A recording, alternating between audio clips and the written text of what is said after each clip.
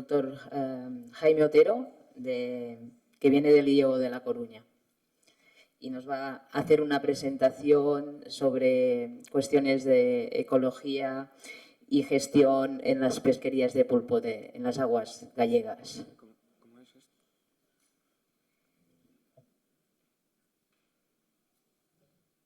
Tengo que dar. No se ve nada, dan pasos. Vale. Y es como... Bueno, la talla de coquina ligándolo con el Mauricio, en Galicia es 35 milímetros, con lo cual sería otro problema más.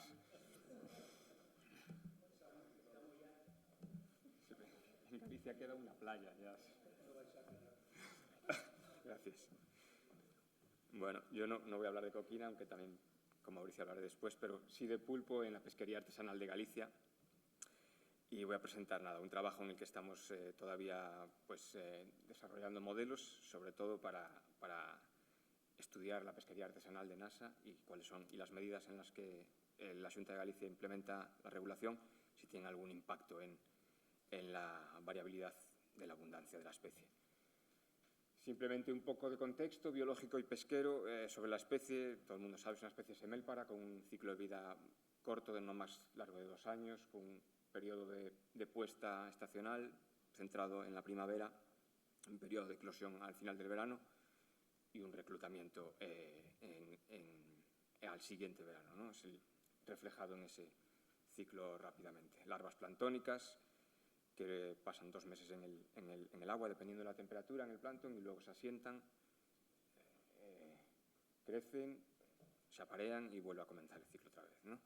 La pesquería, digamos que es estacional, es más una regulación por parte de la Administración que pasa por empezar en el mes de julio de un año y terminar en el mes de mayo. Ahí tienen un periodo de cierre que va cambiando de un año a otro y de eso nos vamos a aprovechar y es la medida que nos hemos centrado en evaluar.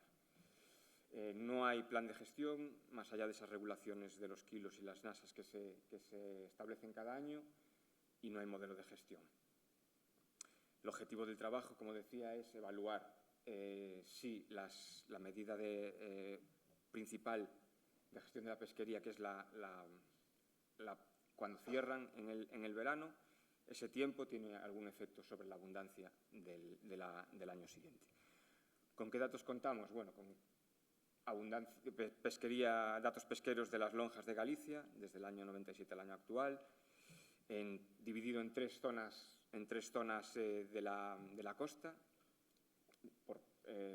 desde Finisterre hacia abajo, que serían las rías bajas, el arco ártabro y la parte alta y las rías altas, ¿no? Las rías del Cantábrico, digamos. Y luego, por otro lado, tenemos otra fuente de datos, que son el programa de observadores a bordo de la Xunta de Galicia. En este caso nos hemos centrado desde el año 99 que empezó hasta el año 2018. Tenemos otra serie de datos que estamos todavía trabajando hasta el año 22. Más de 17.000 lances y 170.000 individuos analizados.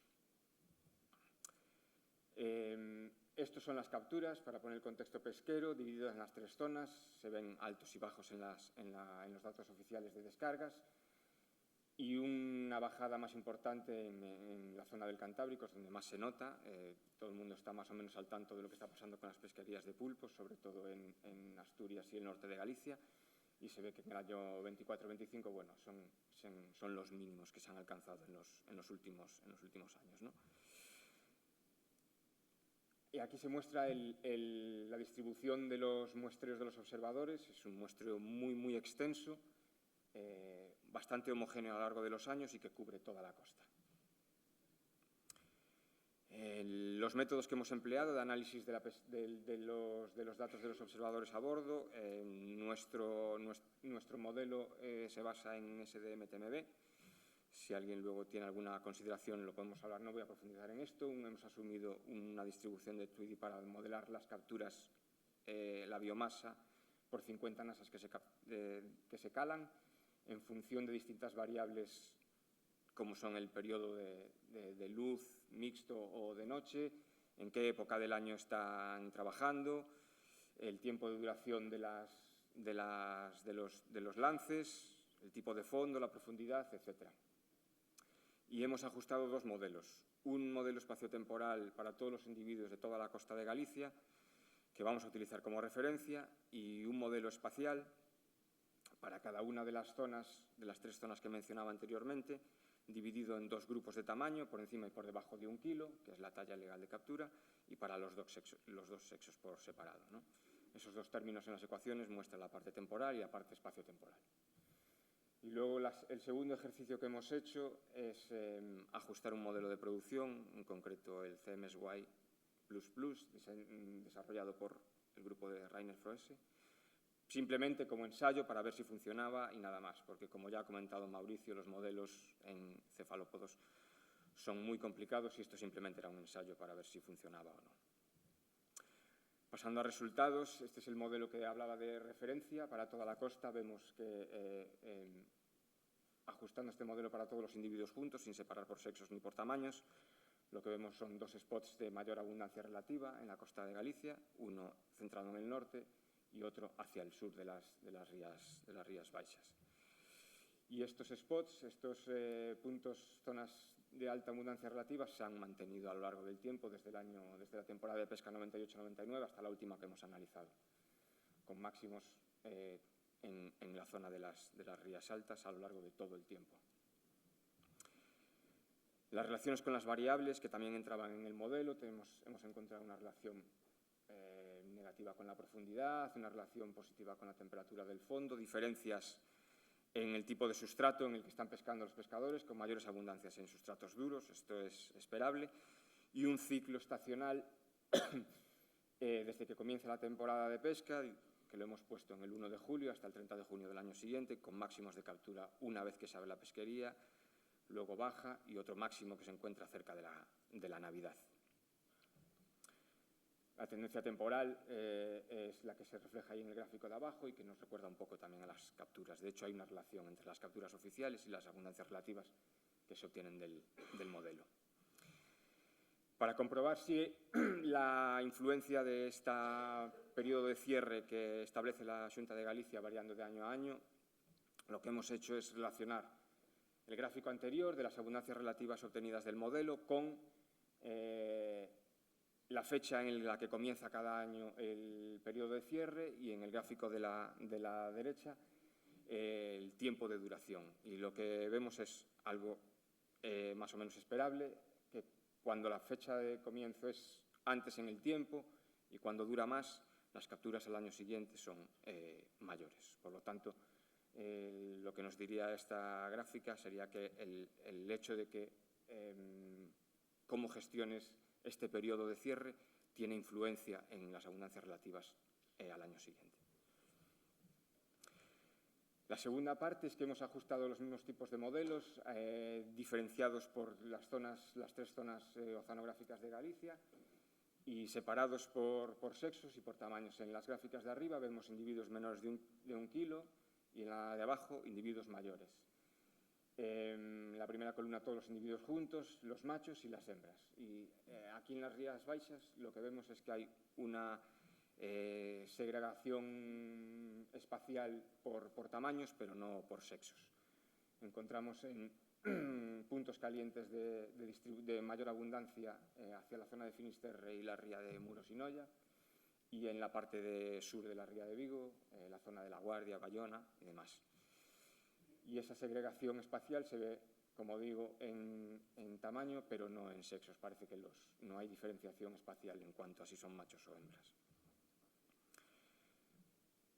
Lo anterior a las Rías Baixas, esto es el arco Ártabro. Aquí sí que no vemos, el modelo no refleja diferencias espaciales en cuanto a sexos ni en cuanto a tamaños. Las distribuciones de la abundancia relativa son similares en todos los casos. Y lo mismo hemos visto para las Rías Altas. No se ven unos patrones espaciales diferenciados ni por sexos ni por tamaños.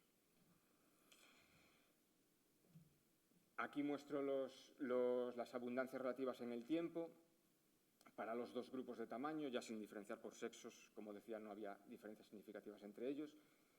Sí en tamaños para las 3 zonas. En el gráfico de la izquierda están las abundancias relativas de individuos menores de la talla legal, de 1 kilo, y en el otro lado los mayores. en la que podemos ver pues, los altos y bajos típicos de los cefalópodos y la caída, sí, importante en la zona del Cantábrico de los individuos por encima de talla legal. De nuevo, la pregunta es si la gestión en función del tiempo de cierre de la pesquería tiene influencia en estas tendencias que veíamos anteriormente, separadas por tamaños y por zonas. Volvemos a ver esta relación que veíamos antes, menos importante en individuos mayores de 1 kilo, pero sí muy importante en individuos menores. Es decir, que cómo gestionas la época de cierre de la pesquería tendría importancia en los reclutas del año siguiente. Esto está todavía en proceso de un análisis más completo. Como decía, son resultados preliminares, pero sí se ven señales de la importancia que tiene el hecho de cómo gestiones el momento en el que comienza el cierre y cuánto dura ese cierre.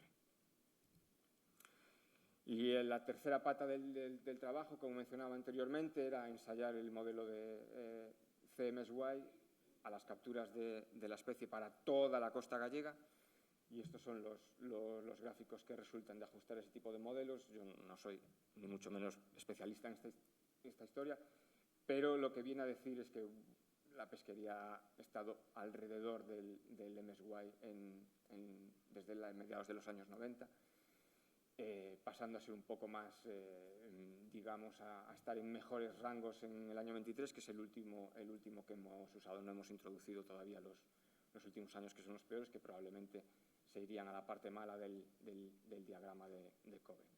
Pero bueno, esto es, como digo, un ensayo y ahí de momento se ha quedado. No sabemos si vamos a continuar por aquí o ensayando otro tipo de modelos como los de agotamiento que mencionaba Mauricio en su charla anterior. Nada, a modo de conclusiones, diría que los modelos espaciales y espaciotemporales son herramientas adecuadas para analizar datos de observadores a bordo.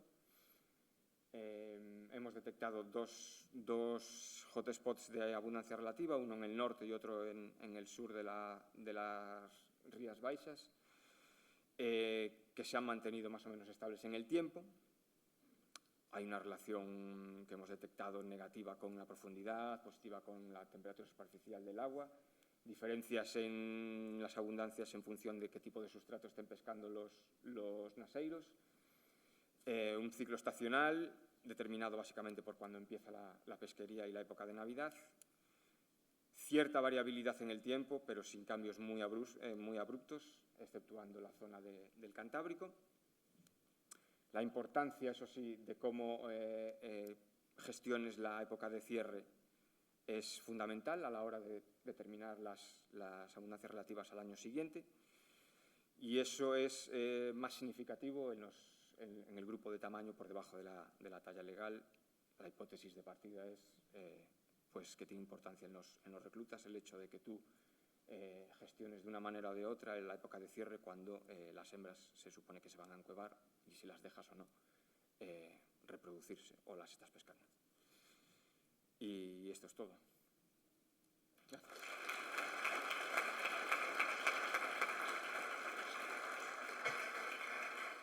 Gracias, Jaime.